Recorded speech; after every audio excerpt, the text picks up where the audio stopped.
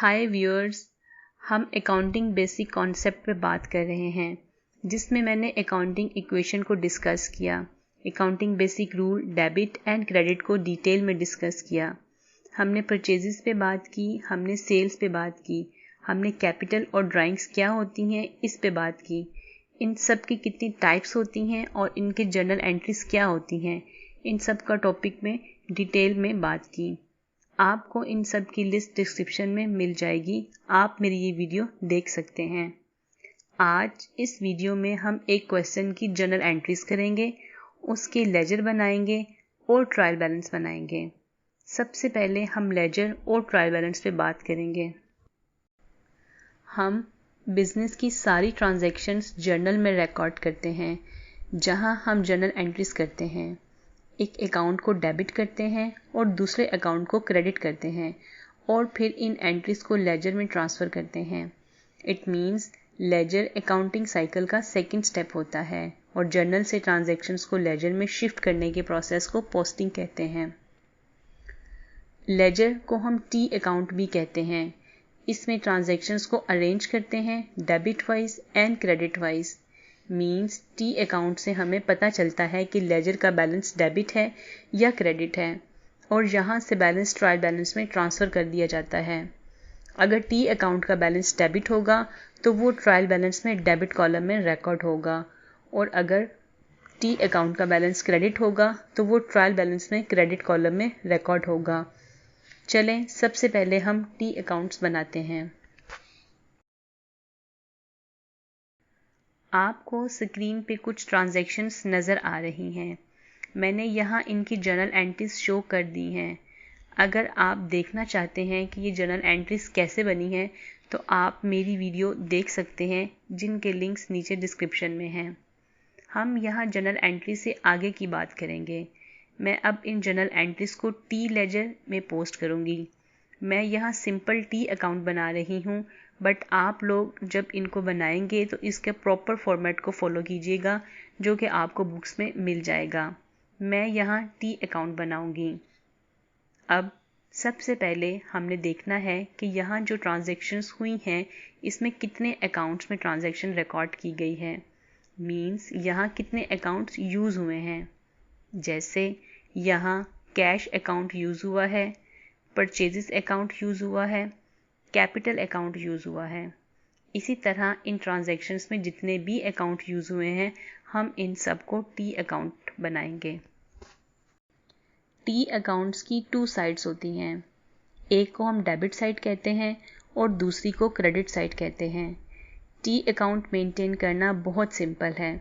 Just हमने transactions में देखना है कि जिसका हम टी अकाउंट बना रहे हैं वो डेबिट है या क्रेडिट।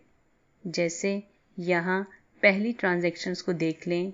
यहाँ ऑनर ने कैश में इन्वेस्ट किया है और हमने यहाँ कैश को डेबिट किया और कैपिटल को क्रेडिट किया।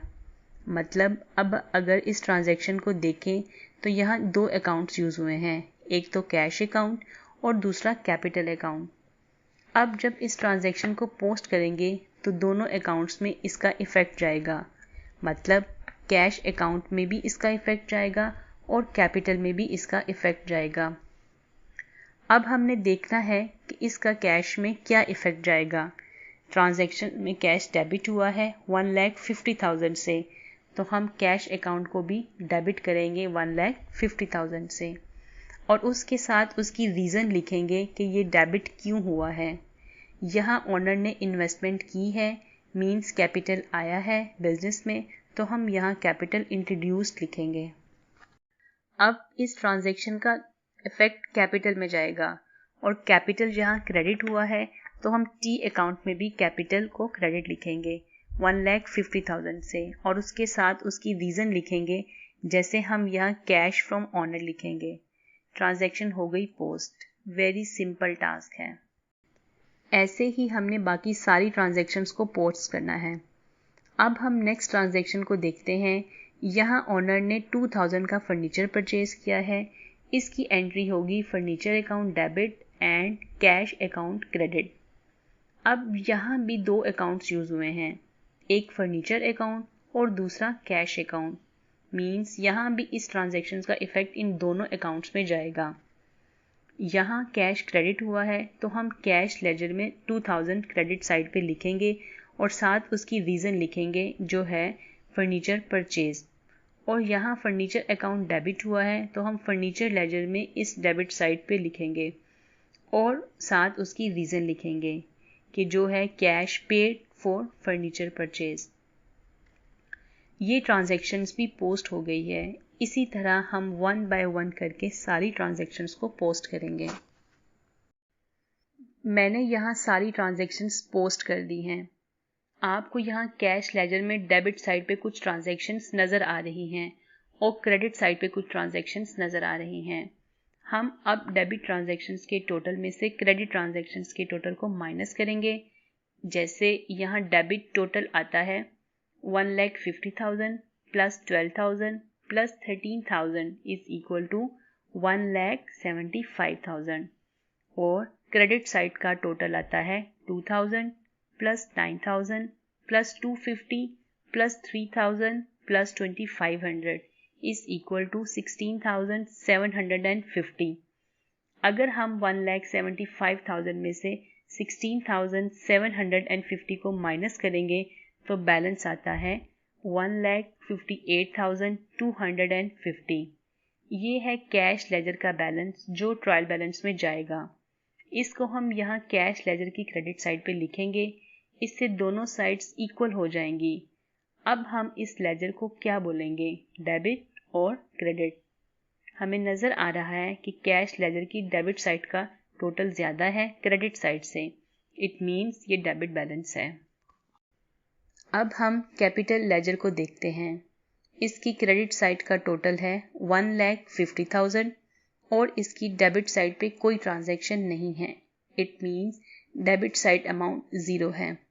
अब इसका जो बैलेंस निकलेगा वो होगा 1,50,000 और कैपिटल लेजर की क्रेडिट साइड का टोटल ज़्यादा है, इसलिए हम इसको क्रेडिट बैलेंस लिखेंगे। इसी तरह हम बाकी सब के बैलेंसेस निकालेंगे।